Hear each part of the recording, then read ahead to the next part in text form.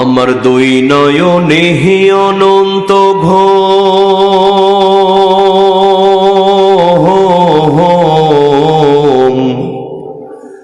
দুই নয়নে হে অনন্ত ঘুম, দে ধুয়াইয়া দে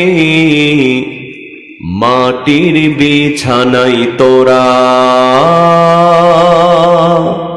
দে শোয়াইয়া দে। কথা বলেন ঠিক কিনা? এই দুনিয়াতে অহংকার করবার কিছু আছে? নেতাগিরি করার কিছু আছে? আপনি যত বড়ই এমপি হন, যত বড়ই মন্ত্রী হন না কেন, এখনই যদি মারা যান, ওই মসজিদের মাইক থেকে এলান করে আপনার লাশটা কবরে ফেলে আসা হবে। কথা বলেন ঠিক কিনা? আর জোরে চিল্লা এখন ঠিক কিনা? আমার দুই নয়নে হি অনন্ত ঘুম, দুই নয়নে হি অনন্ত ঘুম, দে ধোয়াইয়া দে মাটির বিছানাই তোরা, দে শোয়াইয়া দে। আমার মাটির বিছানাই তোরা, দে শোয়াইয়া দে। কান্দিস না স্বজন তোরা, কান্দিস না ভাই বোন, এই বিছানায় একদিন রে করবি রে শয়ন, তোরাও করবি রে শয়ন। কথা বলেন ঠিক কিনা? কান্দিস না স্বজন তোরা, কান্দিস না ভাই বোন, এই বিছানায় একদিন রে করবি রে শয়ন, তোরাও করবি রে শয়ন। আমায় তিন টুকরা কাপড় দিয়া, তিন টুকরা কাপড় দিয়া দে জড়াইয়া দে মাটির বিছানাই তোরা, দে শোয়াইয়া দে। আমার মাটির বিছানাই তোরা, দে শোয়াইয়া দে। আমার মাটির বিছানাই তোরা, দে শোয়াইয়া দে।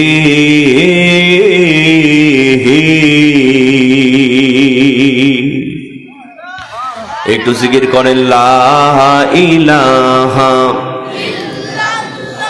জোরে লা ইলাহা ইল্লাল্লাহ, লা ইলাহা।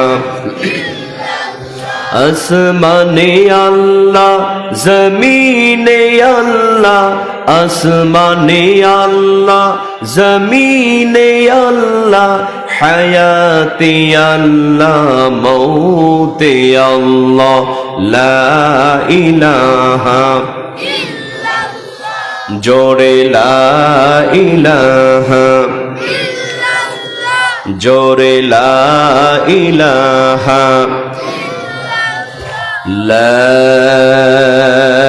ইলাহা ইল্লাল্লাহ মুহাম্মাদুর রাসূলুল্লাহ। সকলেই বলুন সাল্লাল্লাহু আলাইহি ওয়াসাল্লাম। এত সুন্দর আয়োজন, আমার তো মনে হয় এই এলাকার 10% লোক কোরআনের ময়দানে বসে নাই। কথা কোন ঠিক কিনা?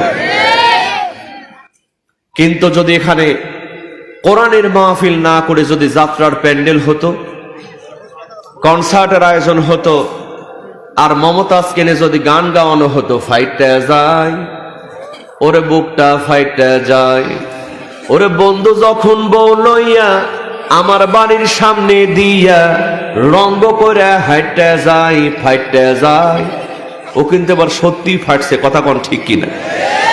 এই ফাটাফাটি যদি হতো, এই মাঠের মধ্যে জায়গা দিয়া যেত? কি বলেন যেত? আশেপাশে যে বাসা বাড়ি বিল্ডিং গুলো আছে, ওগুলোতে বান্দর ঝোলা হয়া 10,000 লোক ঝুলতো। কথা বলেন ঠিক কিনা? আল্লাহ পাক দয়া করে করুণা করে বাছাই করে জান্নাতি বাগানের জান্নাতি ফুল বানিয়েছেন। আমরা সবাই খুশি না বেজার? আরো জোরে বলেন খুশি না বেজার? যারা হলেন খুশি, মুখে নিয়ে হাসি, আওয়াজ দিয়ে বেশি উঁচু করে কল্লা, একটু চিৎকার দিয়ে বলেন আলহামদুলিল্লাহ। সবাই বলেন রব্বানা লাকাল হামদ। হামদান কাসীরান তাইয়িবান মুবারাকান ফীহি। প্রশংসা করলাম কার?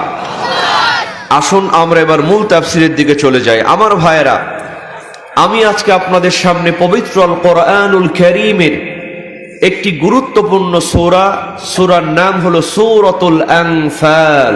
জোরে বলেন, নাম কি? সূরাতুল আনফাল। এই সূরা আনফালের 2 এবং 3 নম্বর আয়াত তেলাওয়াত করেছি। খুব অল্প সময় আলোচনা করব। সবাই কি শুনতে রাজি আছেন? শেষ পর্যন্ত সবাই থাকতে রাজি আছেন? কারা কারা রাজি নাই দুহাত তুলে দেখান। এখানে কি জাতের মুসলমান বেশি না তালের মুসলমান বেশি? 80 তলার শের হইলে 40 মন, মনে মনে মিল না হইলে মিলবে না ওজন। ঠিক কিনা? মনের সাথে মনের যদি মিল না হয়, সারাদিন যদি ঠেলাঠেলি করেন, ওজন কি মিলবে? কি বলেন, মিলবে? বক্তা এবং শ্রোতার মন এক হওয়ার দরকার আছে না নাই? তাহলে ওয়াজটা বোঝা যাবে। আমি আসার আগে অনেকেই বলেছেন, হুজুর ইউটিউবে আপনার বিভিন্ন কণ্ঠের আজান শুনেছি, মক্কা মদিনা এগুলো শোনাবেন।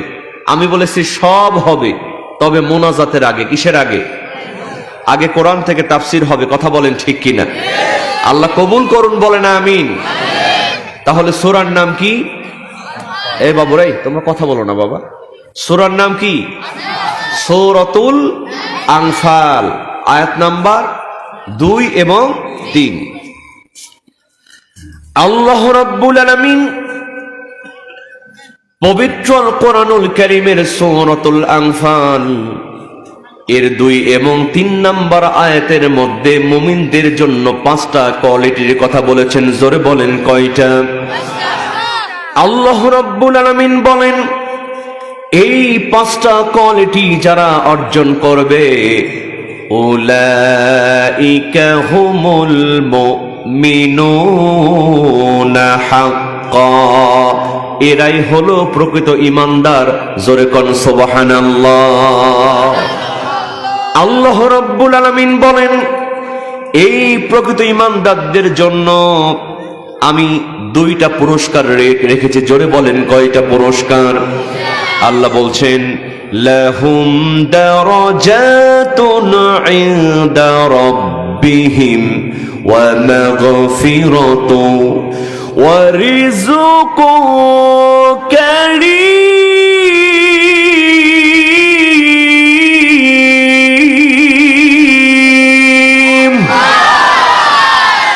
আল্লাহ রাব্বুল আলামিন বলেন, বান্দারে 2টা পুরস্কার, একটা হলো ক্ষমা আর একটা হলো উত্তম রিজিক আমি দান করব। যদি 5টা কোয়ালিটি আমার বান্দার অর্জন করতে পারে, জোরে কোন সুবহানাল্লাহ। কোয়ালিটি কয়টা? আর জোরে বলেন, কয়টা? আমার কথা না আল্লাহর কথা? আল্লাহ রাব্বুল আলামিন প্রথম নাম্বার কোয়ালিটির কথা জানায় দিলেন, ইন্নামাল মুমিনুনা আল্লাযীনা ইযা যুকিরাল্লাহ। আল্লাহ রাব্বুল আলামিন বলেন, মুমিন তো তারাই, তাদের সামনে যখন আল্লাহকে স্মরণ করা হবে, ওয়াজিলাত কুলুবুহুম, আল্লাহর ভয়ে তাদের অন্তরটা কেঁপে উঠবে। জোরে কোন সুবহানাল্লাহ। যিকিরুল্লাহ, যখন আল্লাহকে স্মরণ করবে, তার মানে আল্লাহকে স্মরণ করা মানে পরকালীন জিন্দেগির কথা মনে করার দরকার আছে না নাই? বাজান, এই দুনিয়ায় কি শেষ জীবন, না এর পরে আরেকটা জীবন আছে? আল্লাহকে স্মরণ করার মানে হলো, আপনি যেমন আল্লাহকে ভয় করবেন, সেই ভয়টা আপনার চিন্তা আসবে, এই দুনিয়ায় আমার শেষ নয়, আমাকে কবরে যাওয়া লাগবে আর আমার বিচার হবে। কথা বলেন ঠিক কি? গভীর মনোযোগ মুসলমান। এখানে আল্লাহ রাব্বুল আলামিন অজাল শব্দ ব্যবহার করেছেন। জোরে বলেন, শব্দটা কি? অজাল। এই অজাল মানে হলো ভয় করা। আবার আল্লাহ রাব্বুল আলামিন পবিত্র আল কোরআনুল কারীমে সূরাতুল কুরাইশের মধ্যে ভয়ের কথা বলেছেন, ওয়া আমানাহুম মিন খাউফ। এই খাউফুন মানেও ভয়, ওজাল মানেও ভয়, কিন্তু দুইটা ভয়ের মধ্যে একটা পার্থক্য আছে না নাই?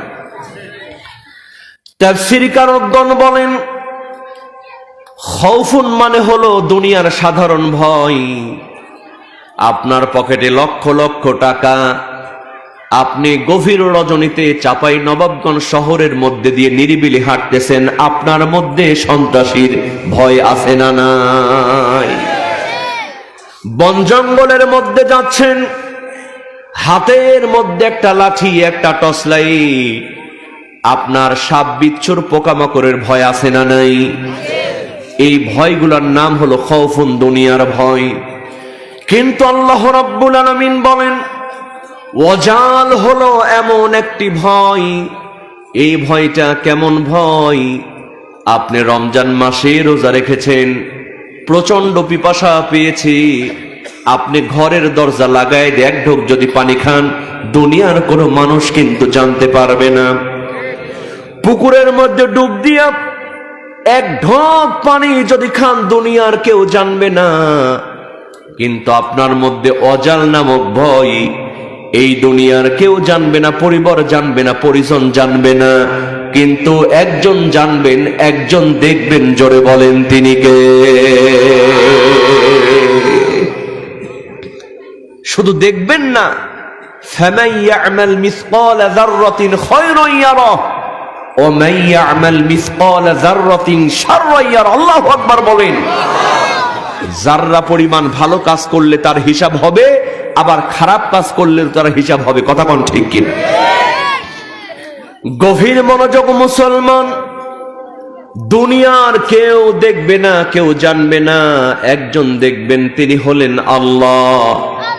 এই ভয়টা নিয়ে আপনি কষ্ট করে রোজা রাখলেন, অন্যায় কাজ করলেন না, বিশ্বাস করেন মুসলমান, ওই ভয়টার নাম হলো অজাল। জোরে কোন সুবহানাল্লাহ। এই অজাল নামক ভয় যদি কারো মধ্যে থাকে, সে কোনোদিন অন্যায় করতে পারে না। সুবহানাল্লাহ কবেন না? ব্যাখ্যার মধ্যে আসছে, ইতিহাসের পাতায় লেখা আছে এই অজাল নামক ভয়টা কেমন। একটা সুন্দরী যুবতী মেয়ে মরুভূমির প্রান্তর দিয়ে হেঁটে হেঁটে যাচ্ছে। বলেন তো বাজান, সন্ধ্যা যদি ঘনায় যায়, ওই মেয়েটার মধ্যে ধর্ষণের একটা ভয় আছে না নাই? ইফতিজারদের ভয় আছে না নাই?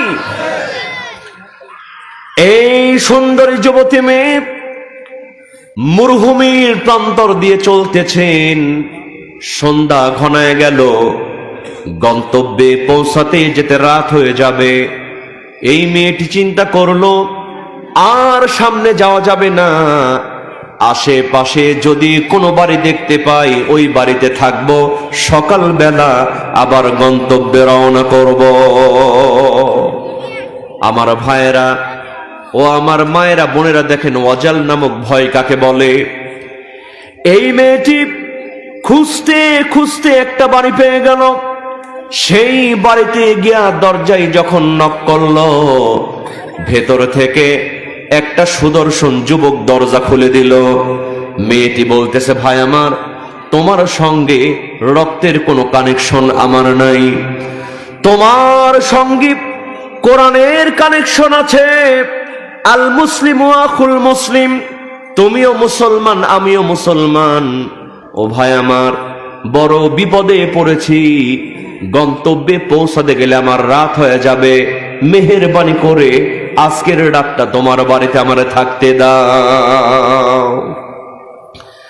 সঙ্গে সঙ্গে সুদর্শন যুবক বলে, বোন, যদিও তুমি আমার রক্তের সম্পর্ক নাও, কোরআনের সম্পর্ক, কিন্তু তোমারে আমার বাড়িতে থাকতে দেয়া যাবে না, কারণ এই বাড়িতে আমি একা যুবক মানুষ ছাড়া আর কেউ নাই। সুবহানাল্লাহ বাড়িতে গিয়ে বলে। আমাদের দেশের যুবকের হলে কি বলতো, তাড়াতাড়ি ঢুকো, পরে দেখা যাবে।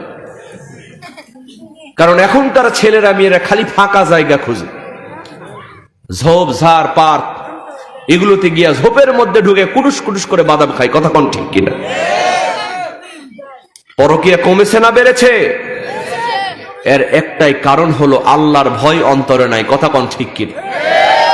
যুবকেরা মসজিদের জন্য টাকা চাইলে টাকা দেয় না, মাদ্রাসার জন্য টাকা চাইলে 1 টাকা বের করে না, কিন্তু প্রেমিকা যদি মিস কল মারে বাপের পকেট থেকে টাকা চুরি করে ফ্লেক্সি মারে। আছে না নাই? বিশ্বাস করো যুবক, আমার কথায় কেউ কষ্ট নিও না। যেই মেয়েটার পিছনে তুমি গোপনে গোপনে খরচ করছো, তোমার ইকুলো যাচ্ছে উকুলো যাচ্ছে। কথা কোন ঠিক কিনা? ওই দিন দেখলাম একজন ফেসবুকে লিখছে, প্রিয়া তুমি ভালো থেকো, আমি ওপারে গিয়ে ভালো থাকবো। এই কথা বলে 5 তলার ছাদ থেকে লাফ দিয়ে আত্মহত্যা করেছে। এরকম বেকুব যুবক সমাজে আছে না নাই? বিশ্বাস করো যুবক, যেই মেয়েটার জন্য তুমি সময় নষ্ট করেছো, যেই মেয়েটার জন্য তুমি টাকা পয়সা নষ্ট করছো, গোপনে প্রেম করছো, 3 বছর 4 বছর প্রেম করার পরে ওই মেয়েটার যখন ডাক্তার, ইঞ্জিনিয়ার, বিশেষ ক্যাডার এরকম ছেলের পক্ষ থেকে যখন বিয়ের প্রস্তাব চলে আসে, তখন কিন্তু তোমারে ছ্যাঁকা দিয়া ওই ডাক্তার, ইঞ্জিনিয়ার টাকলার হাত ধরে চলে যায়। কথা কোন ঠিক কিনা?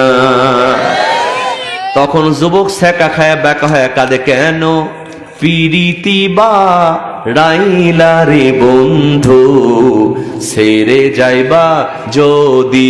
চিৎকার দিয়ে বলেন কথা ঠিক কিনা? এজন্য যুবকদেরকে বলি, যুবক এক আল্লাহকে ভয় করো। মেয়েদের পিছনে সময় নষ্ট করার দরকার নাই। সময় যদি দেওয়া লাগে আল্লাহর ঘর মসজিদে সময় দাও। সময় যদি দেওয়া লাগে ইসলামী আন্দোলনের কর্মী হয়ে যাও। টাকা পয়সা যদি খরচ করা লাগে মসজিদ মাদ্রাসার জন্য খরচ করো, নিজের পিতা মাতার জন্য খরচ করো। প্রেম করার কোনো প্রয়োজন নাই। আল্লাহ পাক সতী সুন্দরী মেয়ে তোমার জন্য তোমার বাড়িতে বউ বানায়া পাঠায়া দেবে। ঠিক কিনা? এজন্য অন্তরে আল্লাহর ভয় যার থাকবে সে কোনোদিন ঝোপঝাড়ের মধ্যে প্রেম করতে পারে না। কথা কোন ঠিক কিনা? গভীর মনোযোগ মুসলমান, এই যুবকটি বলতেছে, বোন আমার বাড়িতে তোমারে থাকতে দেয়া যাবে না, কারণ এই বাড়িতে আমি একা যুবক মানুষ ছাড়া আর কেউ নাই। মেয়েটি চোখের পানি ফেলে বলে, ভাই আমি যদি এখন গন্তব্যে রওনা করি আমাকে ইফটিজিং করতে পারে, বিপদ হতে পারে, একটু কষ্ট করে তোমার ঘরে থাকতে দাও। শেষ পর্যন্ত যুবক বলতেছে, তাহলে আসো। ঘরের মধ্যে নিয়ে গেছে, একটা মাত্র ঘর, একটা মাত্র চৌকি।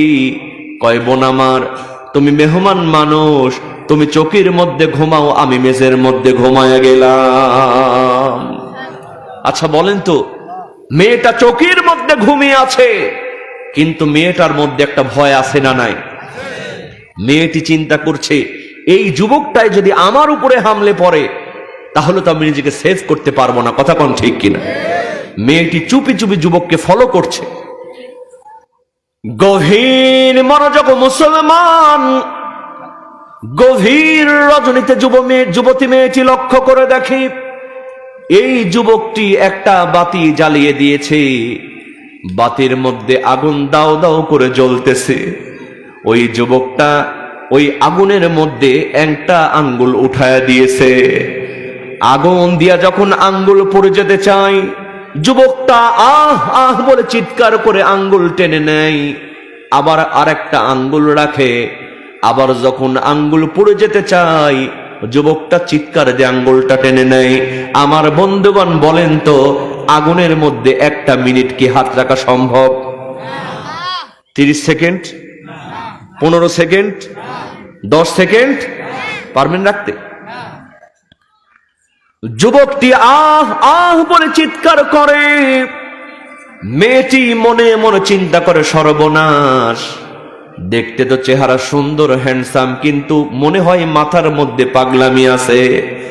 না হলে কিসের জন্য নিজের আঙ্গুলটা আগুন দিয়ে পুড়ায় দিতে চায়?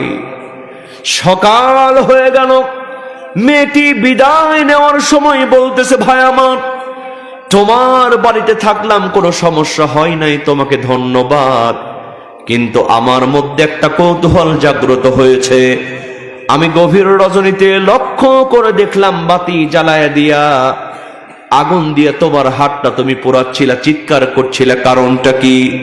তোমার মাথার মধ্যে কি পাগলামি আছে নাকি? সঙ্গে সঙ্গে যুবকটি চোখের পানি ছেড়ে দিয়ে বলে, বোন আমার মাথার মধ্যে কোনো পাগলামি নাই। তুমি যখন আমার চোখের মধ্যে শুয়েছ, গভীর রজনীতে শয়তান আমার মধ্যে কুমন্ত্রণা দিতে শুরু করেছে। ও যুবক, এমন সুযোগ কোনোদিন আর পাবি না। যা করার করে নি, সকালবেলা আল্লাহর কাছে তওবা করে নিস। ও যুবক, তুই এমন সুযোগ আর কোনোদিন পাবি না। জেনা করলে কেউ কোনোদিন দেখবে না। শয়তান যখন আমার মনে এমন কুমন্ত্রণা দেওয়া শুরু করে দিল, আমি তখন ওয়াজাল নামক ভয় আমার অন্তর নিয়ে আসলাম, আগুন জ্বালায় দিলাম, আমার আঙ্গুলটা আগুনের মধ্যে রাখলাম, বেশিক্ষণ রাখতে পারলাম না, যন্ত্রণা শুরু হয়ে গেল। আমার মনকে বুঝালাম, মন রে, দুনিয়ার সামান্য বাতির আগুন সহ্য করতে পারলি না, এখনই যদি মারা যাস ওই জাহান্নামের আগুন কেমন করে সহ্য করবি? কারণটা হলো, এই ঘরের মধ্যে জেনা করলে হয়তো কেউ দেখবে না, একজন দেখবেন। জোরে জোরে বলেন, তিনি কে? ও মা, ও বোন, এই চিন্তা করে সারা রাত পার করে দিয়েছি। শয়তান আমার কোনো ক্ষতি করতে পারে নাই। জোরে কোন সুবহানাল্লাহ। এটাই হলো অজাল নামক ভয়। এই অজাল নামক ভয় যদি কারো থাকে, বলেন অন্যায় করা কি সম্ভব? 6 দিন পরে চোখ খসে যাবে, 9 দিন পরে চুল, কবর গাহে সামান নিতে কইরো না কেউ ভুল। কবর জায়গা ভালো নয়, আমল দিয়ে কবর গৃহ সাজিয়ে নিতে হয়। 17 দিন পেট ফেটে শেষ পোকার খাদ্য হবে, 60 দিন পরে গোশ থাকবে না, কঙ্কাল পড়ে রবে। 90 দিন হাড়গুলি সব, 90 দিন হাড়গুলি সব আলাদা হয়ে রয়। কবর জায়গা ভালো নয়, কবর জায়গা ভালো নয়, কবর জায়গা ভালো নয়, আমল দিয়ে কবর গৃহ সাজিয়ে নিতে হয়। আল্লাহু আকবার বলেন। আল্লাহ বলছেন, মুমিনদের প্রথম নাম্বার কোয়ালিটি হলো ওয়াজিলাত কুলুবুহুম, যখন তারা আল্লাহকে স্মরণ করবে, জাহান্নামকে স্মরণ করবে, কবরকে স্মরণ করবে, তখন আল্লাহর ভয় তাদের অন্তরটা কেঁপে উঠবে। জোরে কোন সুবহানাল্লাহ। এরপরে 2 নাম্বার কোয়ালিটির কথা আল্লাহ জানায় দিলেন, وَإِذَا تُلِيَتْ عَلَيْهِمْ آيَاتُهُ زَادَتْهُمْ ঈমানা। চিৎকার দিয়ে বলেন আল্লাহু আকবার। আল্লাহ রাব্বুল আলামিন বলেন, মুমিনদের 2 নাম্বার কোয়ালিটি হলো, যখন তাদের সামনে কোরআন তেলাওয়াত হবে, যাদাতহুম ঈমানা, তখন তাদের ঈমানটা বেড়ে যাবে। জোরে কোন সুবহানাল্লাহ। কি বেড়ে যাবে? ঈমান বেড়ে যাবে। কিন্তু আমাদের সমাজে তো ঈমান বাড়ে না, আমাদের কোরআন শুনলে ঘুম আসে, ঠিক কি না? দেখবেন মসজিদে হুজুর জুম্মার খুতবা দিচ্ছে, অনেক যুবক হিলানা দিয়ে ঘুমাচ্ছে। আবার ওই যুবকটায় যখন রাত 2টার সময় পিকনিক হয়, ওরে বাপরে কি গান! গরু ঘর বানাইলা কি দিহিয়া, দরজা জানলা কিছুই নাই, কেমনে তোমায় দেখতে পাই, গরু ঘর বানাইল। ওরে বাপরে বাপ, এমন লাফান লাফায় মানে বনের বান্দরও ফিল মারছে। কিন্তু কোরআন শুনলে ঘুম আসে। বাজান, এই পৃথিবীর যত গান আছে, যত কবিতা আছে, আপনি একবার শোনেন, 2 বার শোনেন, 3 বারের বেশি আর ভালো লাগে না। কথা কোন ঠিক কিনা? আছে না নাই? আমরা যখন খুব ছোট ছিলাম, বাংলাদেশে একটা গান আসছিল, আকাশেতে লক্ষ তারা চাঁদ কিন্তু একটা রেইয়া, খুব চলছে না? ওইটা চলে গেল। এরপর আসলো, পরে না চোখের পলক যুবকেরা রাস্তাঘাটে জ্ঞান হারালো, ওইটাও চলে গেল। এরপর আসলো ও প্রিয়া তুমি কোথায়, ওইটাও চলে গেল। এই যে বাজান, গত করোনার পরে একটা আবার আসলো, কাঁচা বাদাম পায়ের তোরা হাতের চড়ি থাকে, যদি সিটি গোলের চেন দিয়ে যাবেন, তাতে সমান সমান বাবা বাদাম পাবেন। কি যে একটা অবস্থা, যেখানে যায় খালি বাদাম আর বাদাম। বলেন তো মুসলমান, ওই বাদামটা আছে না বিদায় হইছে? গভীর মনোযোগ মুসলমান, আমি হাসির জন্য বলতেছি না। এই দুনিয়ায় যত গান আছে, যত কবিতা আছে, একটা আসে, কয়েকদিন থাকলে আর সেটা ভালো লাগে না। কিন্তু বলেন তো মুসলমান, এই পবিত্র কোরআনুল কারীমের সূরাতুল ফাতিহা 5 ওয়াক্ত নামাজের মধ্যে তেলাওয়াত হয় কি হয় না? এমন কোন মুসল্লি কাছে বলেছেন হুজুর আর সূরা ফাতিহা শুনতে ভালো লাগে না, আজকে না হয় অন্য সূরা দিয়া নামাজ শুরু করে? কেউ বলেছে? কেউ বলেছে? কারণ কোরআন যত শুনবেন, ইমানদার হলে তার ইমানটাকে বাড়ায় দিবেন কে? আজকে তো আমরা কোরআন শরীফ পড়িও না, কোরআন শরীফ শিখিও না, বাচ্চাদেরকেও কোরআন শিখাই না। কথা কোন ঠিক কিনা? এই যে এত সুন্দর একটা মাদ্রাসা, আফসোস লাগে এই যে আমার স্যার বলতে পারবে আজ থেকে 30-40 বছর আগে আমরা গল্প শুনেছি, প্রত্যেকটা বাড়ি থেকে সকাল হলে কোরআন তেলাওয়াতের শব্দ ভেসে আসতো, মায়েরা গুনগুন করে কোরআন তেলাওয়াত করতো। কথা কোন ঠিক কিনা? এখন আর পাওয়া যায়? কারণ মায়েরা কোরআনের একটা সূরা মুখস্থ নাই, কিন্তু ইস্টার জলসার কখন কোন সিরিয়াল সব মুখস্থ।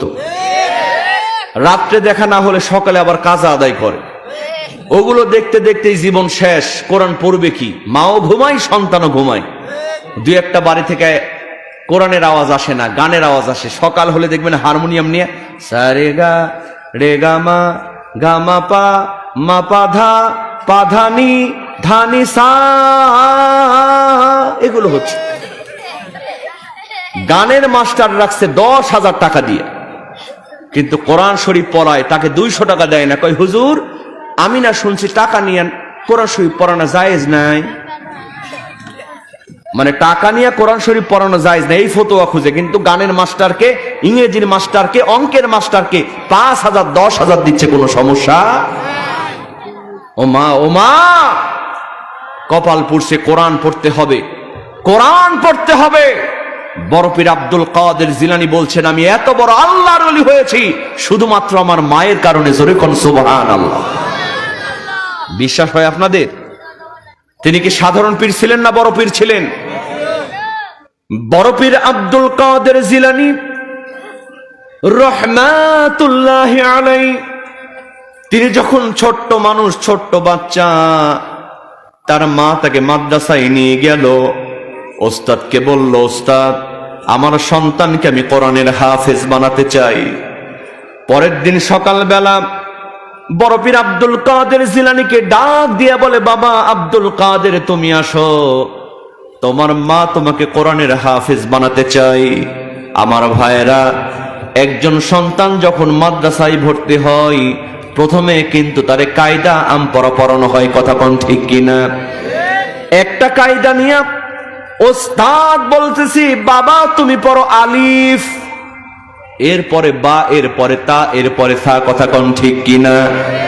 ইতিহাস সাক্ষী মুসলমান, ওস্তাদ যেমন বলেছে বাবা তুমি পড়ো আলিফ, ছোট্ট বাচ্চা আব্দুল কাদের জিলানী কোরআন থেকে তেলাওয়াত করা শুরু করে দিয়েছে। আলিফ লাম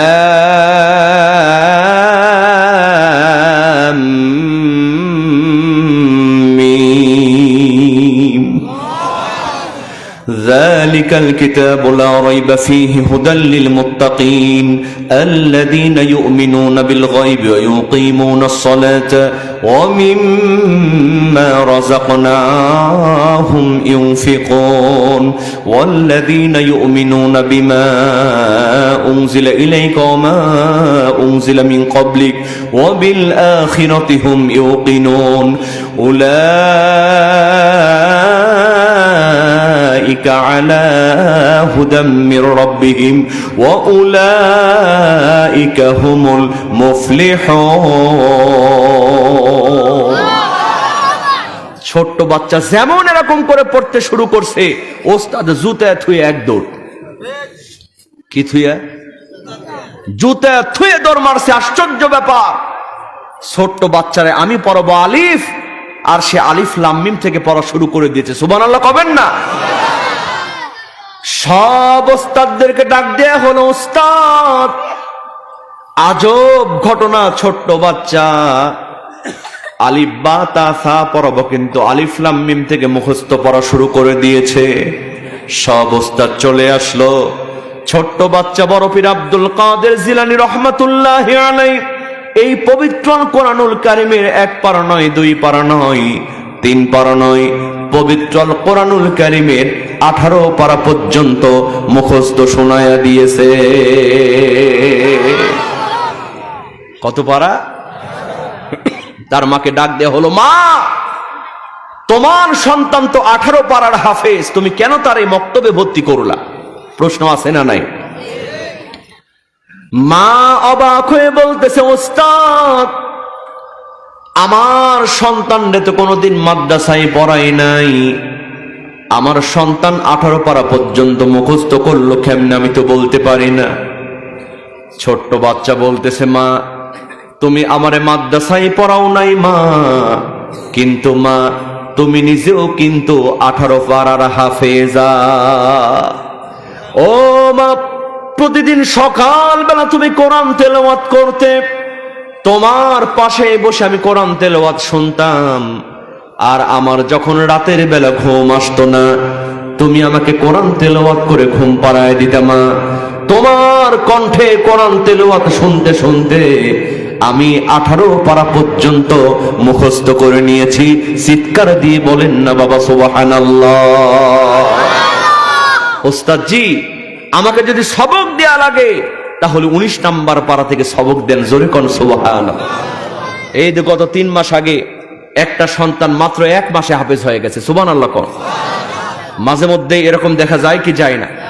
বাজান, মা যদি ভালো হয় সন্তান ভালো হবে, কথা কোন ঠিক কিনা? কিন্তু মা যদি ডিজিটাল হয় সন্তানও। অনেক ডিজিটাল মা আছে না? এই যে আপনারা ঢাকায় কেউ গিয়েছেন, ঢাকা বসুন্ধরা সিটি একটা মার্কেট আছে, কেউ গিয়েছেন আপনারা?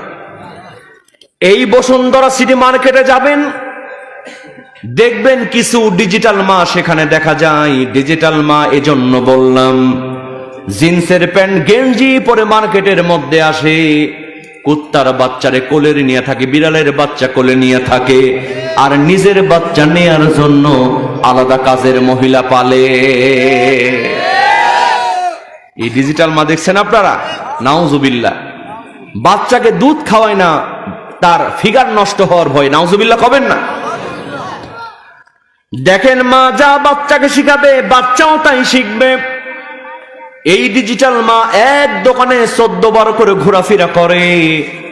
আমার বন্ধুগণ বলেন তো, ছোট্ট বাচ্চার একটু পর পর পেশাব লাগে কি লাগে না? একটু পর পর বলে মাম্মি পেশাব করব। ওরা কিন্তু মাকে মা মা কয় না, কয় মাম্মি। বাবাকে বাবা কয় না, কয় ড্যাডি ড্যাডি ড্যাডি। মানে যা শিখাইছে তাই শিখছে, কথা কোন ঠিক কিনা? পাপ্পা, ওরে বাপরে বাপ।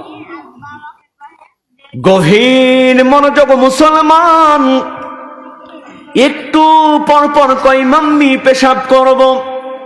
মা চিন্তা করে সর্বনাশ, মার্কেটে এসে যদি পেশাব করব বলে তাহলে তো আমার প্রেস্টিজ পাংচার হয়। আমি যেমন ডিজিটাল সন্তানকেও ডিজিটাল বানাতে হবে। এই চিন্তা করে মা সন্তানকে বাড়িতে এনে শিখাই দিয়েছে, বাবা এখন থেকে তোমার যখন পেশাব লাগবে তুমি বলবা আমি গান করব। কি করব? আমি পেশাব করব না বলে বলবা আমি গান করব। দেখেন, মা বাচ্চাকে যা শিখাবে বাচ্চা তাই শিখবে। মা এবার মার্কেটের মধ্যে চলে যায়, সন্তানের যখন পেশাব লাগে কই মাম্মি আমি গান করব। সবাই মনে করে গান করবে, আর মা আস্তে করে পেশাব করায় নিয়ে আসে। জোরে জোরে কোন সিস্টেমটা ভালো না খারাপ? এর কয়েকদিন পরে ওই সন্তানের নানা 2 বার হজ করেছে। অনেকদিন পর মেয়ের বাড়িতে বেড়াতে আসছে, মুরব্বী মানুষ। কয় মারে, অনেকদিন পর তোর বাড়িতে আসলাম, একটা রাতের বেশি আমি কিন্তু থাকতে পারবো না। ছোট্ট নাতি বাইনা ধরেছে, নানা একটা রাতের বেশি যখন তুমি থাকবা না, ওই একটা রাত আমি তোমার সঙ্গে ঘুমাবো। নানা নাতির সম্পর্ক ভালো না খারাপ? নানা নাতি একসঙ্গে রাতের বেলা ঘুমিয়েছে। রাত 2টার সময় হঠাৎ নানাকে ডাক দিয়ে ধাক্কা দিয়ে কই, নানু আমি গান করব। জোরে জোরে ধাক্কা দিয়ে কই, নানু নানু আমি গান করব। নানার মেজাজ ভালো হবে না খারাপ হবে? নানা চিন্তা করে রাত বাজে 2টা, এই সময় নাতি যদি গান শুরু করে, পাশের ঘরের থেকে মেয়ে জামাই মনে করবে হাজি না পাজি। রাত 2টার সময় নাতির কাছে গান শোনে। কয়, নাতিরে যা গান করার সকালে করিস, সকাল রাতের বেলা তোর গান করতে দেওয়া হবে না, গান করা যাবে না। ছোট্ট নাতি কান্না শুরু করে দিয়েছে, নানা আমি যদি এখন গান না করে আমি কিন্তু বাঁচবো না। নানা চিন্তা করে, ইবলিসের চেয়ে তো বড় শয়তান, রাত 2টার সময় গান না করলে বাঁচবে না। নানা একটু বুদ্ধি করে বলতেছে, নাতি তুই যখন গান না করলে বাঁচবি না, তুই আস্তে আস্তে আমার কানে কানে গান কর। নানা চোখ বন্ধ করে কানটা আগায় ধরছে। ছোট্ট বাচ্চা কোনো দিশা না পায়, প্যান্টের চেন খুলে দেখে একেবারে কানের মধ্যে ডাইরেক্ট হিট। নানা আস্তাগফিরুল্লাহ বলে লাফায় উঠছে।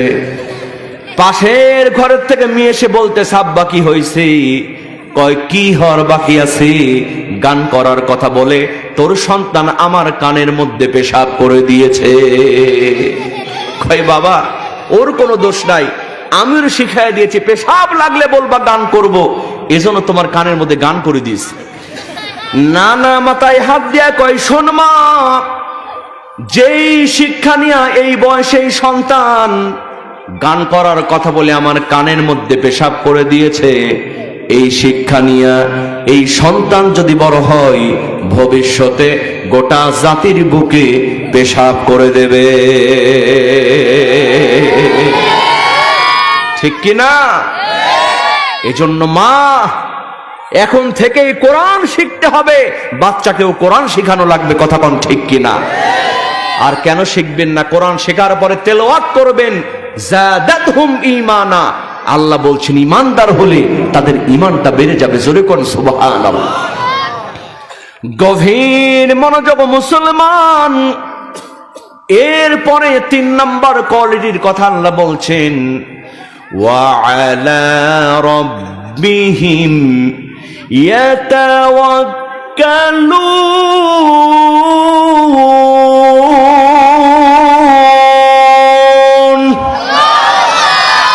আল্লাহ রাব্বুল আলামিন বলেন, মুমিনদের 3 নাম্বার কোয়ালিটি হলো তারা সর্ব অবস্থায় আল্লাহর উপরে ভরসা করবে। জোরে কোন সুবহানাল্লাহ। ভরসা করবে কার উপর? বিপদে আপদে মুসিবতে ভরসা করবে কার উপর? আল্লাহ নবীজিও যখন বিপদে পড়তেন ভরসা করতেন কার উপর? বিশ্ব নবীজি যখন আবু জেহেল, আবু লাহাব, উতবা, সাইবা বিশাল বড় জনসমাবেশে বলল, মুহাম্মদ বিন আব্দুল্লাহ তুমি যদি সত্যই আল্লাহর নবী হয়ে থাকো, ওই আকাশের চন্দ্রটা তুমি দ্বিখণ্ডিত করে দেখাও। বলেন তো বাজান, এটা কি সাধারণ বিপদ না মহাবিপদ? হ্যাঁ, মহাবিপদ না? হাজার হাজার মানুষ সামনে বসা, নবীজি পেরেশানি হয়ে গেলেন। আল্লাহর নবীজি বললেন, চাচা, ও আবু জেহেল চাচা, ওই আকাশের চন্দ্র দ্বিখণ্ডিত করব ঠিকই, আমাকে একটু সময় দেওয়া লাগবে। আমি 2 রাকাত নামাজ পড়ে আমার রবের কাছ থেকে আমি চেয়ে নেব। আল্লাহ বলছেন ভরসা করবেন কেমনে, চাইবেন কেমনে? ইয়া আইয়ুহাল্লাযীনা আমানুস্তাঈনু বিসসবরি ওয়াসসালাহ। নামাজ এবং ধৈর্যের মাধ্যমে আল্লাহর কাছে চাইতে হবে, ভরসা করতে হবে। কথা কোন ঠিক কি? আল্লাহর নবীজি বললেন, চাচা দুরাকাত নামাজ পড়ার সময় দিলে আমি পারবো। সময় দেয়া হলো, আল্লাহর নবী দুরাকাত নামাজ পড়ে 2 হাত তুলে দোয়া করছেন। এমন সময় জিবরিল আমিন এসে বললেন, ইয়া রাসূলুল্লাহি, আপনি চিন্তা করবেন না, টেনশন করবেন না, আঙ্গুলি ইশারা করার দায়িত্ব আপনার, আর চন্দ্র দ্বিখণ্ডিত করার দায়িত্ব আমার আল্লাহ। ভরসা করেছেন কার উপর? আমরা যদি অসুস্থ হয়ে যাই, দৌড় দিয়ে ডাক্তার, কোথায় কোন ডাক্তার আছে এগুলো আমরা খুঁজে বেড়াই, কথা কোন ঠিক কিনা? আইয়ুব আলাইহিস সালাতু ওয়াস সালামের সমস্ত শরীর পোকা হয়ে গোস্ত খসে খসে পড়ার মতো উপক্রম হয়ে গেছে। এটা কি সাধারণ বিপদ না মহা বিপদ? আমার কথা কি আপনারা বুঝতেছেন? আল্লাহর উপরে ভরসা করলে যে আল্লাহ সাহায্য করে, এর প্রমাণ আছে না নাই? বাংলাদেশেও আছে না নাই? একদল বলতো আমরা করোনার চেয়েও তো শক্তিশালী, খেলা হবে, খেলা হবে, পালাবো না, প্রয়োজনে ফখরুলের বাড়িতে গিয়ে থাকবো। আছে না পালাইছে? দুপুরে গরম ভাত রান্না করা হয়েছে, বুবুজানকে গরম ভাত খাওয়ারও টাইম আল্লাহ দেয় নাই। কোথায় কালামানিক, কোথায় কাদের কাকা, কোথায় গেল ওই নেতাদের গরম গরম কথা? খেলা হবে, খেলা হবে, খেলা হবে বলে কাকাই গেল পালাইয়া, স্বৈরাচার পালাইছে দেশটা ছাড়িয়া, সকলের মুখে হাসি আসলো ফিরিয়া, কথা কোন ঠিক কিনা? বাজার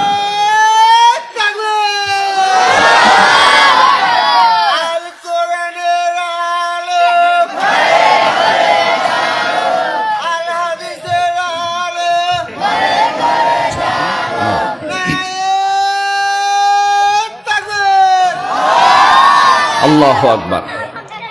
আসলে গরম আলোচনা এখন আর করছি না। এই বাবা তোমরা থামো একটু, বাবা একটু কথা কম বল। গরম আলোচনা এখন দেওয়ার সময় নয়, এখন কাজ করতে হবে ব্রেন দিয়ে, কথা কোন ঠিক কিনা? কি দিয়ে? যারাই ক্ষমতা অপব্যবহার করবে ওদেরকে আল্লাহ সাইজ করবে, কথা কোন ঠিক কিনা? খুব সাবধান। আমাদের সমাজে একটু নেতা হলেই অনেকের কিন্তু সাহস বেড়ে যায়, ক্ষমতা বেড়ে যায়, কিছু খবর আছে।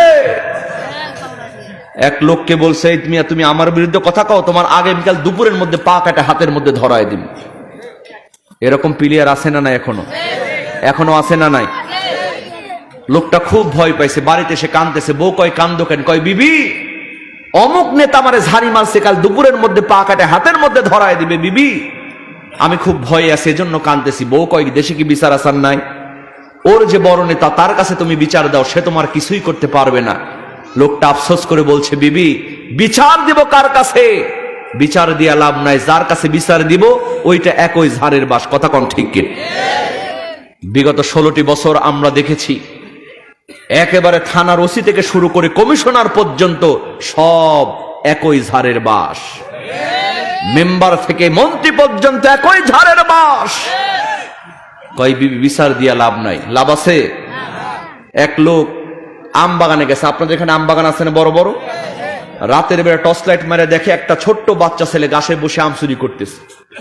লোকটা কয়, এই ছেলে, তোমার এত বড় সাহস, তুমি আমার কাছে বসে আম চুরি করো, থামো, তোমার বাপের কাছে বিচার দিব। ছেলেটা কয়, চাচা যান, মাফ করবেন, আমার বাপের কাছে বিচার দিয়ে লাভ নাই, আমার বাপ অন্য গাছের ডালে বসে আম চুরি করতেছে। লোকটা টর্চ লাইট ঘুরে দেখে অন্য গাছের ডালে ওর বাপ বসে আছে। আফসোস করে বলে, হাই রে, বিচার দিব কার কাছে? বেটা ওসোর, বাপ ওসোর, কথা কর ঠিক কিনা? সঙ্গে সঙ্গে বিয়ে বলে, প্রাণের স্বামী, তাওয়াক্কালতু আলাল্লাহ, যদি তাই হয় তাহলে আল্লাহর উপরে ভরসা করো, যার কেউ নাই তার কিন্তু আল্লাহ আছে। লোকটার ভয় তবু কাটে নাই, তবু ভয় ভয়েছে, না জানি কি হয়। এখন পরের দিন সকালবেলা ওই যে নেতা ঝাড়ি মারছিল, ওই নেতার বউ বাথরুমের মধ্যে সার্ফ এক্সেল দিয়ে কাপড় কাচছে। কি দিয়া? সার্ফ এক্সেল দিয়া যদি বাথরুমে কাপড় কাচে, বাথরুম যদি হয় টাইলস লাগানো, পিচ্ছিল কম হয় না বেশি হয়? সকালে উঠে কাপড় মেলে, কাপড় ধুয়ে ছাদে গেছে কাপড় মেলে দিতে, আর এই নেতা পাতি নেতা ঘুমাইছিল, আর হঠাৎ করে দিয়েছে পেটের কামড়, বাথরুমের সাপ, 2000-এর বিশ্বকাপ, কথা কন ঠিক? ও কোন রকম চোখ বন্ধ করে যেমন এসে বাথরুমে পা দিছে, পা দেওয়াও সারা, সিট পটং হয়ে পেছন দিকে পড়াও সারা, সোজা চাপাই নবাবগঞ্জ সদর হাসপাতাল। সকালবেলা বাড়ির সামনে অ্যাম্বুলেন্স এসে হাজির, কথা কন ঠিক কিনা? খবর করতে চাইছিল দুপুরে, আল্লাহ খবর করলেন কখন? আল্লাহ কাউকে ধরে না, ধরলে কিন্তু ছাড়ে না। আল্লাহ যেদিন ধরবে সেদিন, আল্লাহ যেদিন ধরবে সেদিন, রেহাই কিন্তু পাইবা না। আল্লাহ কাউকে ধরে না, ধরলে কিন্তু ছাড়ে না। ভরসা করা লাগবে কার ওপর? সমস্ত শরীরের গোস্ত খসে পড়ছে, জিহ্বার মধ্যে আইয়ুব আলাইহিস সালাতু ওয়াস সালামের পোকা দিয়েছে। আল্লাহু আকবার বলে। আইয়ুব আলাইহিস সালাতু ওয়াস সালাম আল্লাহ পাকের উপরে ভরসা করে আল্লাহকে বললেন, আল্লাহ সমস্ত শরীরে পোকা দিয়েছো, আমি কোনো অভিযোগ করি নাই, কিন্তু আল্লাহ জিহ্বার মধ্যে পোকা দিও না। কারণটা হলো, এই জিহ্বার মধ্যে যদি পোকা দাও তাহলে আল্লাহ নামের জিকির আমি কেমন করে করব? আমার ভাইরা, আইয়ুব আলাইহিস সালাতু ওয়াস সালাম আল্লাহ পাকের উপরে ভরসা করে কি দোয়া করলেন? এই পবিত্র আল কোরআনুল কারীমের মধ্যে আল্লাহ কোট করে কি দেন নাই? আইয়ুব আলাইহিস সালাতু ওয়াস সালাম আল্লাহকে ডেকে বললেন, وأيوب إذ نادى ربه أني مسني الضر وأنت أرحم الراحمين।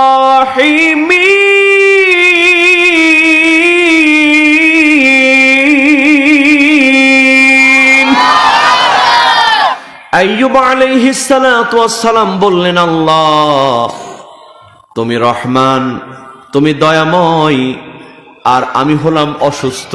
সুবহানাল্লাহ কবেন না? এই দোয়া যখন তিনি করলেন, আল্লাহ পাক তার রোগ ভালো করে দিয়া আগের চাইতে সুন্দর শরীর দান করে দিলেন। মুমিনেরা ভরসা করবে কার উপর? জোরে বলেন, কার উপর? আল্লাহ বলছেন 3 নাম্বার কোয়ালিটি হলো আলা রাব্বিহিম ইয়াতাওয়াক্কালুন। মুমিন হবে যারা আল্লাহর উপরে 100% ভরসা করবে তারা, কথা কোন ঠিক কিনা? এরপরে আল্লাহ রাব্বুল আলামিন 4th নাম্বার কোয়ালিটির কথা বলছেন, আল্লাযীনা ইউকিমুনাস সালাহ। ঈমানদার হবে যারা নামাজ কায়েম করবে তারা। অনেকেই বসে আছেন এশার নামাজটা পড়া হয় নাই, মিথ্যা বললাম? সকালবেলা ফজরের নামাজও কয় হুজুর নামাজ না পড়তে পারি, আমার ঈমান কিন্তু ঠিক আছে। এরকম কিছু প্লেয়ার আছে না নাই?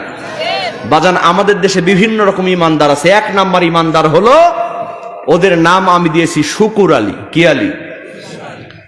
শুধুমাত্র শুক্রবারের দিন জুমার নামাজে যায়, জুম্মা শেষ, 1 সপ্তাহের মনে ওর নামাজও কিন্তু শেষ। আরেক ধরনের ঈমানদার আছে, ওদের নাম আমি দিয়েছি রমজান আলী। কি আলী? রমজান মাস যখন আসে তখন নামাজ ধরে, রমজান শেষ, 1 বছরের মনে ওর নামাজও কিন্তু শেষ। আরেক ধরনের ঈমানদার আছে, ওদের নাম আমি দিয়েছি ইয়াদ আলী। কি আলী? এইগুলো নামে থাকলে কি আবার মাইন্ড করুন, এটা জাস্ট উদাহরণ বোঝানোর জন্য বলছি। ইয়াদ আলী বলার কারণ হলো, সারা জীবন নামাজ পড়ে না, শুধু 2 ঈদে যায়।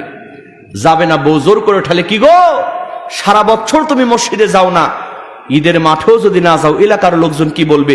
মেয়ে বড় হয়েছে, বিয়ে দেওয়া লাগবে। দেখবেন বউ ঠেলে পাঠায়, সবার পরে যায়, সবার আগে দৌড় দিয়ে চলে আসে। কথা কোন ঠিক কি? এরা হলো ইয়াদ আলী মার্কা ঈমানদার।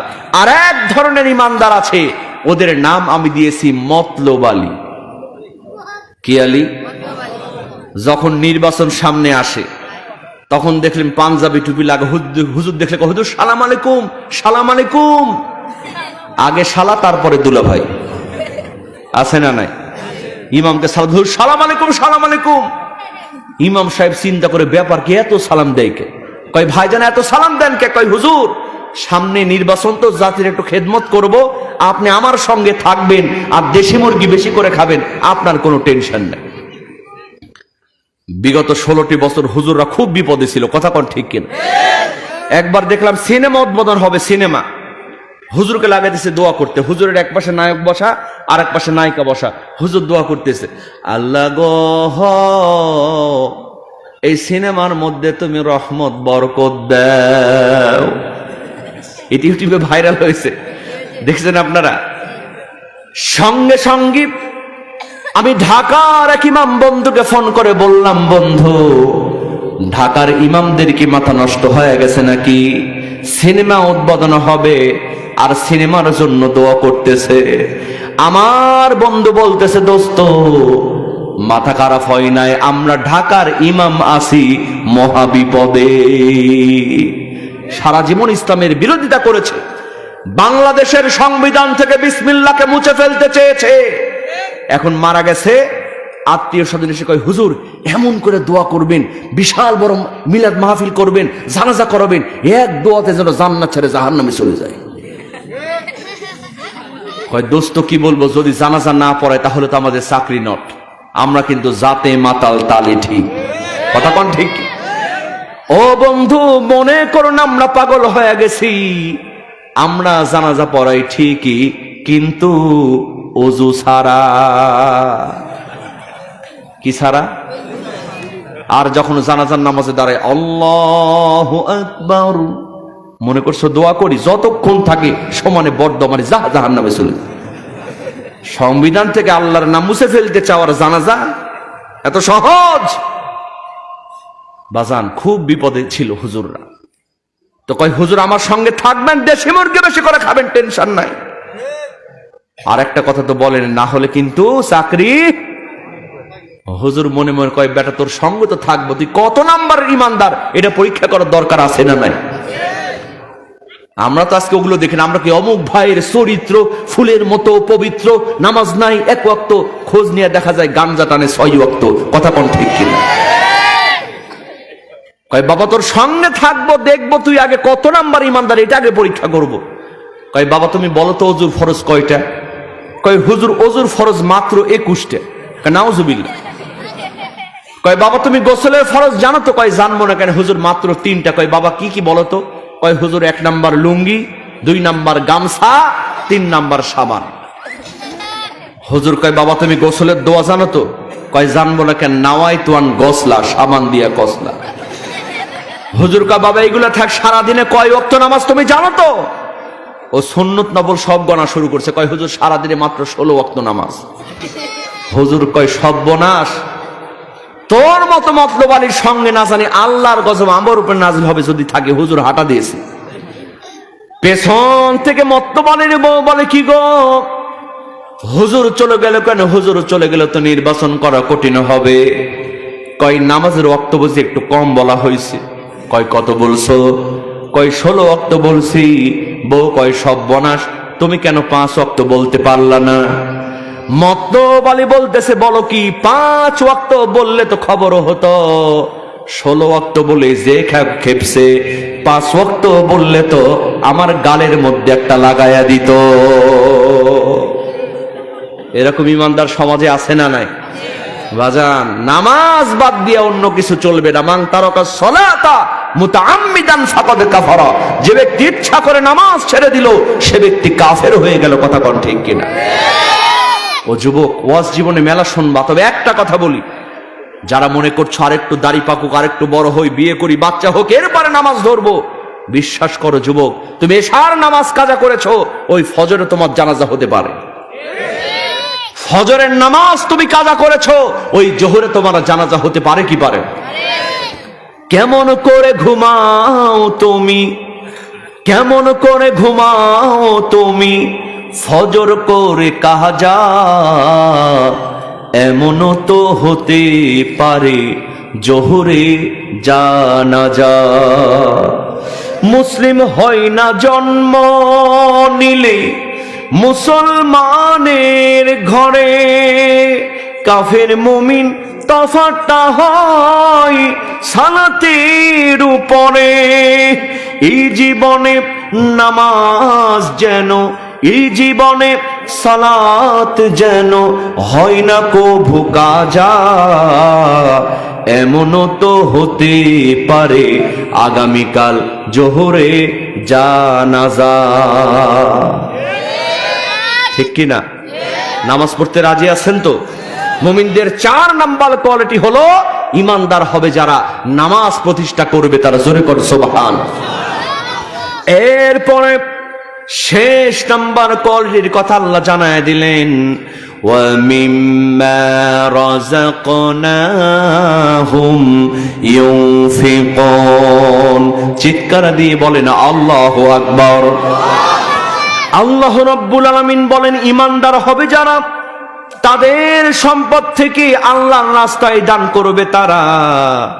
আমার ভাইয়েরা, আল্লাহর নবীজি নিজেও দান করতেন, সাহাবারা দান করতেন, কারণ তার দান যখন করতেন, আপনি একটা দান করবেন আল্লাহ পাক 70 গুণ বাড়ায় দিবেন। জোরে কোন সুবহানাল্লাহ। as-সাদাকাতু তারুদ্দুল বালা। এই দান সদকা করলে বিপদ আপদ বালা মুসিবত দূর করে দেন কে? আল্লাহর নবীজির সামনে একবার এক ফকির গেল, কয়ে রাসূলুল্লাহ আজ 2 দিন পর্যন্ত আমার পেটে কোনো খাবার নাই। কয়দিন পর্যন্ত? আল্লাহর নবীজি বললেন, ফকির তুমি 2 দিন পর্যন্ত খেতে পাও নাই, খাবার নাই। এই যে দেখো, আল্লাহর নবীজির চাদরটা মেলে ধরলেন, হুজুরের পেটের মধ্যে পাথর বাঁধা। আল্লাহর নবীজি বললেন, ফকির তুমি 2 দিন পর্যন্ত খাও নাই, আর আমি রাসূল 3 দিন পর্যন্ত আমার পেটে কোনো খাবার নাই। ও ফকির, কিন্তু যেহেতু তুমি আসছো, তোমাকে আমি মাহরুম করব না। সুবহানাল্লাহ কবেন না? তুমি আমার জামাই তানবীর ওসমান রাদিয়াল্লাহু তাআলা আনহুর কাছে চলে যাও, গিয়ে বলো আমার কথা, আমার জামাই তোমারে অনেকগুলো ভিক্ষা দিবে। সুবহানাল্লাহ কও। দেখেন সাহাবারা কেমন করে দান করতেন। ফকির এক দৌড় দিয়া হযরত ওসমান রাদিয়াল্লাহু তাআলা আনহুর বাড়িতে যখন চলে গেলেন, ওসমান রাদিয়াল্লাহু তাআলা আনহু তার বাড়িতে গিয়া দেখলেন এই যে বাতির মধ্যে যেটার উপরে আগুন জ্বলে, এটারে কি বলে? সলতে না পলতে? পলতে। এই পলতে যখন তুলে তখন ওর মধ্যে একটু সিটা ফাটা তেল লেগে থাকে কি থাকে না? ওসমান রাদিয়াল্লাহু তাআলা আনহু ওই পলতার সামান্য তেল সিপে সিপে সিপে সিপে বাতির মধ্যে রাখতেছে। ফকির পেছন দিক থেকে তাকায় চিন্তা করে, সর্বনাশ, যেই মানুষটা সামান্য বাতির তেল এত সিপে সিপে রাখতেছে, এই মানুষটা আর যাই হোক আমারে ভিক্ষা দেবে না। জন্মের সিপা সিপতেছে, ওকে আমার ভিক্ষা দেয়? ফকির ব্যাক করে নবীজির কাছে চলে আসছেন, ইয়া রাসূলুল্লাহ আপনি কার কাছে পাঠিয়েছেন? বাতির পলতের তেল এমন করে সিপতেছে, হুজুর আমি লজ্জায় চলে আসি, ভিক্ষা চাই না। আমার বাড়িতে তো এমনি অর্চে বেশি তেল পড়ে থাকে। আল্লাহর নবীজি বললেন, ফকির তুমি কি ভিক্ষা চেয়েছো? কয় হুজুর না, চাই নাই। আল্লাহর নবীজি বললেন, যাও যাও চলে যাও, আমার জামাইয়ের কাছে তুমি চলে যাও, আমার জামাই তোমার অনেকগুলা ভিক্ষা দিয়ে দেবে। চিৎকার দিয়ে বলেন না বাবা সুবহানাল্লাহ। এবার ফকির গিয়া দেখে সর্বনাশ, উঠোনের মধ্যে তুলা মেলে দেয়া আছে। তুলা চেনেন? তুলা। এই তুলা যখন মেলে দেওয়া হয়, 2-1টা তুলা বাতাসে উড়ে যায় কি যায় না?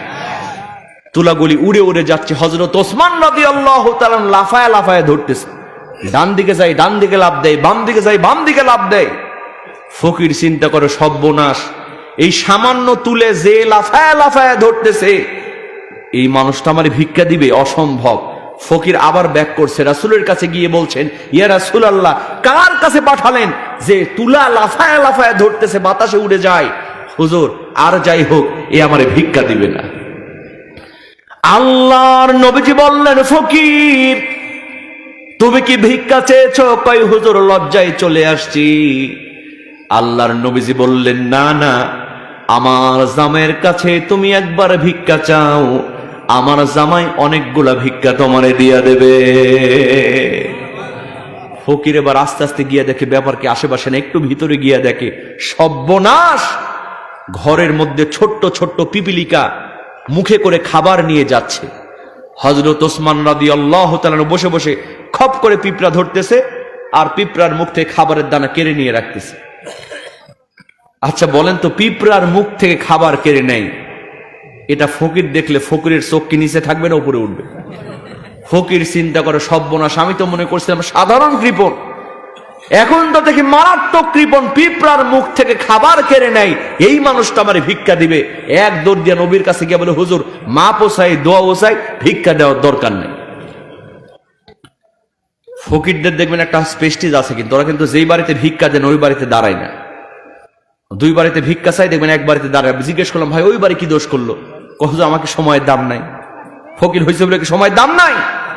এই বাড়িতে ধাক্কায় ধাক্কায় দরজা খুলে না, ওর পিছনে আমার টাইম নষ্ট করার সময়। এরকম ফকির আছে না নাই?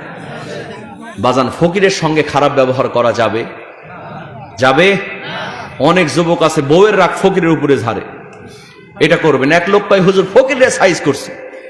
কেমনে সাইজ করছে? কয় হুজুর আমার 5 তলা বাড়ি, ফকির এসে সমানে খালি কলিং বেল মারতেছে। এখনকার ফকির কিন্তু খুব চালাক, ওরা কিন্তু কোনো আওয়াজ দেয় না, কারণ জানে আওয়াজ দিলে দরজা খুলবে না। মেহমানের মতো সে কলিং বেল মারে, কথা কোন ঠিক কিনা? তো লোকটা 5 তলা থেকে নিচে নেমে দেখে সর্বনাশ, দরজা খুলে দেখে ফকির। মেজাজ ভালো হবে না খারাপ হবে? কয় বাবা আসলে 5 তলাতে উঠাইছি, 5 তলাতে নিয়ে বললাম ভাইজান ভিক্ষা নাই, মাপ চাই। ফকির কয়, বাজান এই কথা তো নিচতলাতেই বললে হতো, আপনি আমার উপরে উঠালেন। কয় বেটা তুই যেমন আমার নামায় উঠাইছিস, তোরে উঠায় আবার নামাইলাম। এটা করা যাবে? এক বাড়িতে গিয়ে দেখি কলিং বেল লাগাইছে, ফকির তাড়ানো কলিং বেল। কি তাড়ানো? ফকির তাড়ানো কলিং বেল। কেমন? কলিং বেলের টিপ দিলে দেখবেন টুং টুং টুং এরকম আওয়াজ আসে, কিন্তু এই কলিং বেলের টিপ দেখ কুকুরের আওয়াজ। একবারে কুকুর কামড়া কামড়ি লাগলে যে আওয়াজ হয়, সেই কলিং বেলের টিপ দিল আওয়াজ। আমি বললাম ভাই এত মিউজিক থাকতে এই কুকুরের ডাক হলা কেন? কয় হুজুর ফকিরের জ্বালায়, ওই যে গেটের কাছে লিখে দিয়েছি কুকুর হইতে সাবধান। আর কলিং বেলে যখন টিপ মারে, মনে করে পাগলা কুত্তে আছে আগেই পালায়। এরকম করা যাবে? কি বলেন, যাবে? আল্লাহর নবীজি বলেছেন, কেউ যদি ঘোড়ার পিঠে চড়ে ভিক্ষা চাই, তাকে তুমি ভিক্ষা দাও, যদি না দিতে পারো তার সঙ্গে সুন্দর আচরণ করো। জোরে কোন সুবহানাল্লাহ।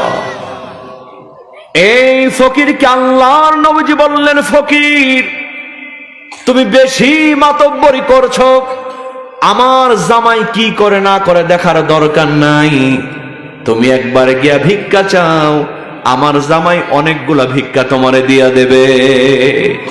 ফকির চিন্তা করে, যা আছে কপালে হবে কাল সকালে, এবার গিয়ে আর কিচ্ছু দেখবো না। বাইরে গিয়ে ডাক দিছে, ওসমান, ও ওসমান।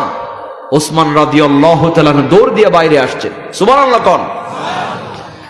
ফকির বলতেছে, ওসমান তোমার শ্বশুর আখির জামানার পয়গম্বর বিশ্বনবী মুহাম্মদুর রাসূলুল্লাহ সাল্লাল্লাহু আলাইহি ওয়াসাল্লাম আমাকে তোমার বাড়িতে পাঠাইছে, আমি একজন ফকির, আমারে কিছু ভিক্ষা দাও। সঙ্গে সঙ্গে ওসমান রাদিয়াল্লাহু তাআলা আনহু চোখের পানি ছেড়ে দিয়ে বলে, ও ফকির তুমি তো সাধারণ ফকির নয়, তোমাকে পাঠিয়েছেন আখির জামানার পয়গম্বর, সুতরাং নিজের থেকে তোমারে ভিক্ষা দিব না, তোমার যেটা পছন্দ হয় তুমি চাও সেটাই তোমারে ভিক্ষা দিয়া দেব। মানুষের নেচার হলো বসতে দিলে শুতে চায়, শুতে দিলে ঘুমাতে চায়, কথা কোন ঠিক কিনা? ফকির তাকায় দেখে বিশাল বড় একটা উটের কাফেলা, শত শত উট। ফকির বলতেছে, ওসমান একটা উট যদি আমার ভিক্ষা দিতে খুব ভালো হতো। সুবহানাল্লাহ কবেন না? আপনার বাড়িতে এসে কেউ, আপনি যদি বলেন বাবা কি চাও, কি লাগবে তোমার চাও, যদি কয় ভাই আপনার মোটর সাইকেলটা ভিক্ষা দেন, মার কি মাটিতে পড়বে না সব ফকিরের পিঠের উপরে পড়বে? তো তখনকার উট মানে এখনকার প্রাইভেট কার, কথা কোন ঠিক কিনা? বিশ্বাস করেন মুসলমান, ওসমান রাদিয়াল্লাহু তাআলা আনহু বলছেন, ফকির আল্লাহর নবীজি তোমারে আমার কাছে পাঠিয়েছেন, আমি তোমার নিজে হাতে উট দেব না, যেই উটটা তোমার পছন্দ হয় তুমি নিয়ে চলে যাও। ফকিরের সামনের উট ধরে টান দিয়েছে, তার সঙ্গে সঙ্গে আরো 2-3-4টা উট পেছনে পেছনে আসছে। ওসমান রাদিয়াল্লাহু তাআলা আনহু বললেন, ফকির ওগুলো ফেরত দেওয়ার দরকার নাই, আল্লাহর নবী যে তোমারে আমার কাছে পাঠিয়ে দিয়েছেন, সুতরাং জয়টা উঠ গিয়েছে সবগুলাই তোমারে ভিক্ষা দিয়া দিলাম। ফকিরের চোখ বেয়ে বেয়ে পানি বের হয়ে গিয়েছে। কয়, ওসমান তুমি এত বড় দানবীর, কিন্তু এর আগে তোমার বাড়িতে আমি 3বার আসছিলাম। কয়বার? প্রথমবার এসে দেখি তুমি পোলতার তেল সিপে সিপে বাতির মধ্যে রাখতেছিলাম। দ্বিতীয়বার এসে দেখলাম তুলোগুলো লাফায় লাফায় ধরতেছিলা। আর তৃতীয়বার এসে দেখলাম পিঁপড়ার মুখ থেকে খাবার কেড়ে নিচ্ছিলা। ও ওসমান, তুমি গণি, তুমি এত বড় ধনী মানুষ, তাহলে 3টা কাজ কেন করলা? আমি ফকির একটু জানতে চাই। ওসমান রাদিয়াল্লাহু তাআলা আনহু বলছেন, ফকির ওই যে পোলতার মধ্যে তেল আমি চিপে চিপে রাখতেছিলাম, এই তেলটা আমার নিজের টাকার কেনা নয়, রাষ্ট্রীয় একটা দায়িত্ব আমারে দেয়া হয়েছে। রাষ্ট্রের টাকার তেল দিয়ে রাষ্ট্রীয় কাজ করি। আমি চিন্তা করলাম এই তেলের যদি অপচয় হয়ে যায়, জনগণের সম্পত্তির অপচয় হয়ে যাবে। এই চিন্তা করে আমি জনগণের টাকার তেলটা চিপে চিপে বাতির মধ্যে রাখতেছিলাম। আজও যদি আমাদের দেশের সকল নেতাগুলি ওরা যদি মনে করত জনগণের সম্পত্তি আমানত, বলেন তো বাংলাদেশে চাঁদাবাজি থাকতো? মানি কাটিং থাকতো? জনগণের সম্পত্তিকে আমানত মনে করত। ওসমান রাদিয়াল্লাহু তাআলা আনহু বলছেন, ফকির এরপরে 2য় নম্বরে তুমি দেখেছো উঠোনের মধ্যে তুলো মেলে দেয়া, আমি লাফায় লাফায় তুলোগুলো ধরতেছিলাম। এই তুলাগুলো আমার নিজের তুলা নয়, এটা হলো আমার প্রতিবেশীর হক।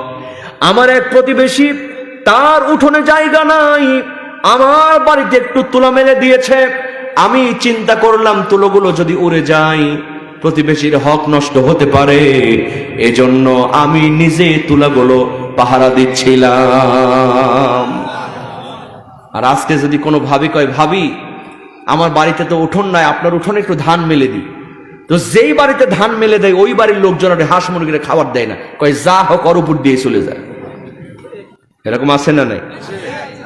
গরু আস্তে আস্তে করে নিয়ে যায় যাতে অন্যের জমির ধানগুলো খাইতে পারে, ঠিক কিনা বলেন? মুরব্বী নামাজ পড়তে পড়তে কপালে দাগ করে ফেলেছে, কিন্তু সকালে গিয়ে অন্যের জমির আইল ঠেলাঠেলি করে, আছে না নাই? বাজান, প্রতিবেশীর হক নষ্ট করা যাবে? ওসমান রাদিয়াল্লাহু তাআলা আনহু বলছেন, ফকির আর 3য় নম্বরে তুমি দেখেছো আমি পিঁপড়ার মুখ থেকে খাবার কেড়ে নিচ্ছিলাম। কারণটা হলো আমার বাড়িতে যত পিঁপড়া আছে, বিড়াল আছে, কুকুর আছে, ওদের আলাদা আলাদা খাবারের ব্যবস্থা করেছি। আমি দেখলাম কিছু দুষ্টু পিঁপড়া ওরা নিজের খাবার রেখে অন্যের খাবার থেকে খাবার চুরি করে নিয়ে যাচ্ছিল। এজন্য ওদেরকে শিক্ষা দেওয়ার জন্য আমি আলতো করে তাদের মুখের খাবারটা নিয়ে ওর খাবার যেখানে রাখা আছে সেখানে আমি রেখে দিচ্ছিলাম। জোরে কোন সুবহানাল্লাহ।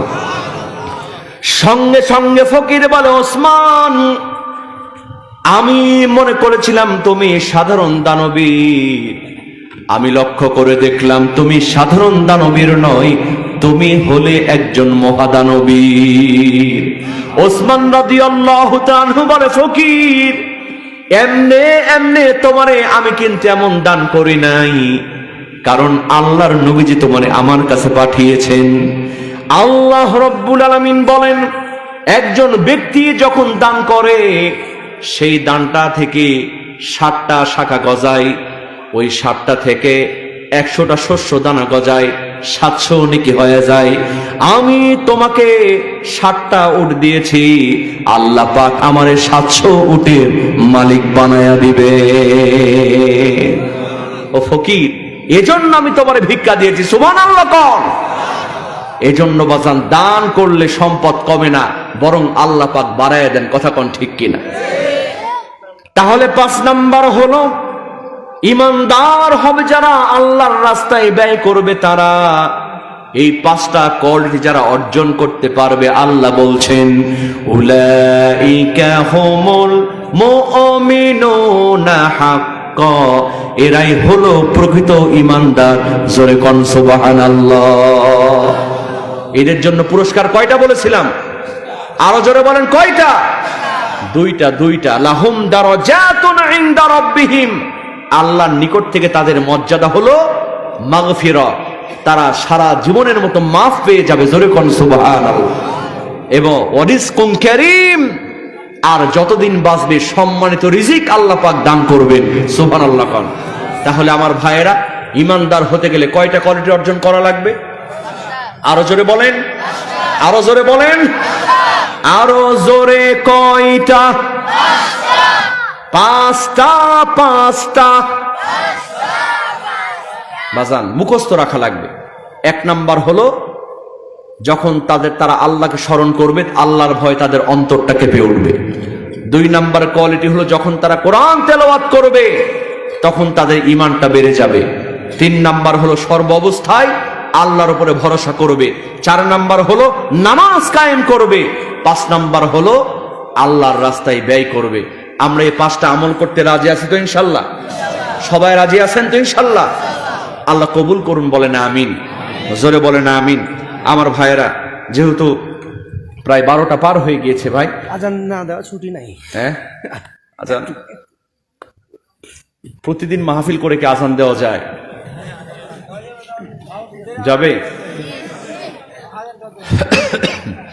না? আমার পাশে একটা প্রোগ্রাম আছে, এটা ওটার জন্য রেখে দিই না, এতে এরকম মাহরুমি না। এনারা যাবে ওই দিন। না, হ্যাঁ যাবেন না? আপনারা যাবেন না ওখানে? আজান শুনে তো হবে না, আজান শুনে মজা লাগবে না, আবার যাবে একটু কোটা হালকা, বেশি না। আচ্ছা অল্প করে শুনে, কারণ অনেক মুরব্বী আবার আজান শুনলে মনে করবে ফজর হয়ে গেছে। প্রথমে বাংলাদেশি আজান। কি আজান? আল্লাহু আকবার, আল্লাহু আকবার, আল্লাহু আকবার,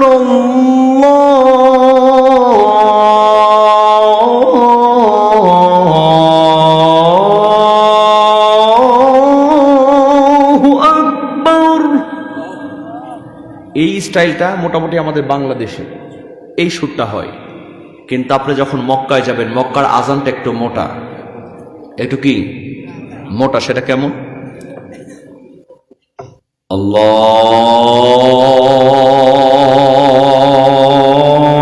আল্লাহু আকবার, আল্লাহু আকবার,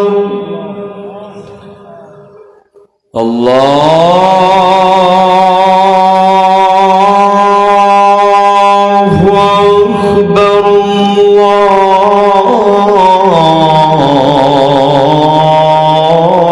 আল্লাহু আকবার।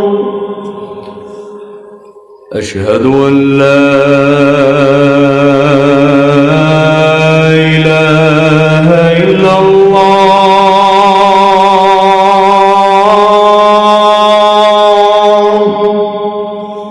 এই সুরটা হলো মক্কা। আবার যখন আপনি মদিনায় যাবেন, মদিনার আজানটা একটু চিকন, একটু কি চিকন পাতলা। সেটা কেমন? হাইয়া আলাল ফালাহ,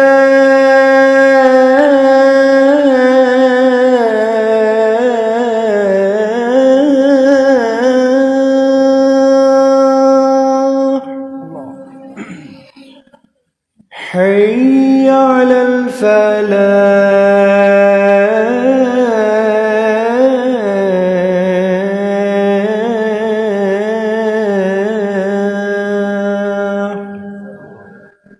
আল্লাহু আকবার, আল্লাহু আকবার, লা ইলাহা ইল্লাল্লাহ। আল্লাহ কবুল করুক, বলেন আমিন।